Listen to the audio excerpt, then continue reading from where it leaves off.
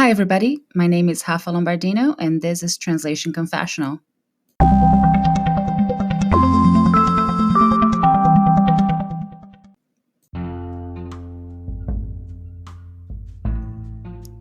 Misaligned languages.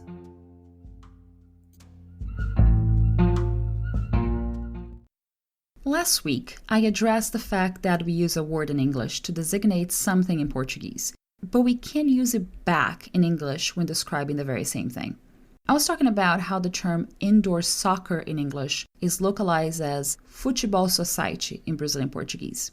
Even though society is a word in English, we can back translate it and refer to indoor soccer as society soccer. The main point being, native English speakers would give you a puzzled look if you ever said society soccer to them. Anyway, I started to brainstorm other expressions we have in Brazil that use English words and that cannot be translated back into English without causing some serious confusion. For example, when we see large-sized advertisement on the side of the road, we call that a billboard sign in English. In Portuguese, we call it outdoor, that is, outdoor.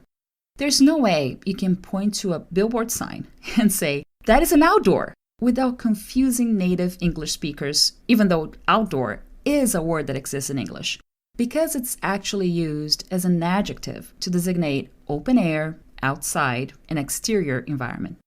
Here's another amusing example. Smoking.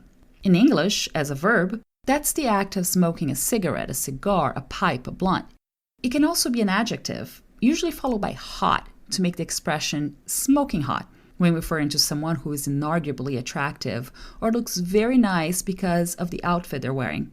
Well, when you say smoking in Portuguese, you're actually referring to one outfit in particular, a tuxedo.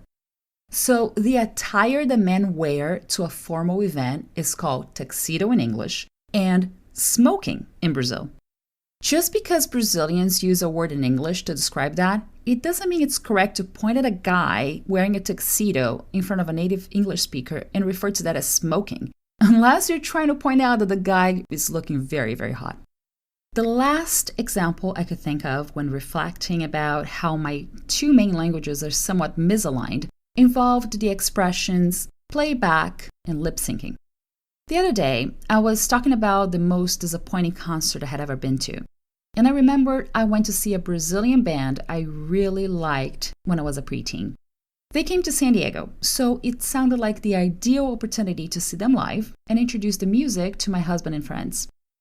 When we got there, it turns out it was not live at all. The singer was lip syncing the whole thing. In Portuguese, we'd refer to that as playback, which is an English word that doesn't quite back translate correctly.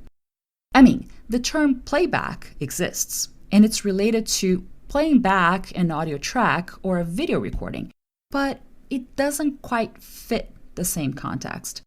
If I pointed at the stage, turned to my husband and friends and said, "That's a playback," it would take a little while until they understood what I was trying to say, that they were lip syncing and pretending they were actually playing music live. Having said all that, are there any words in your working languages that come from English and don't translate back correctly? I'd love to hear from fellow translators and interpreters about these kind of expressions that are borrowed from English and then become something else entirely in your target language.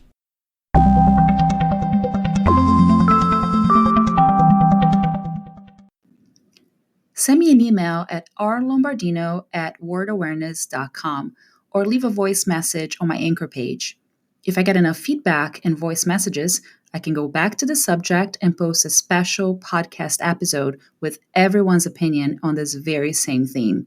By the way, my Anchor page is anchor.fm/translation-confessional. I look forward to hearing from you. Stay tuned for weekly episodes and subscribe to Translation Confessional through your favorite podcast app.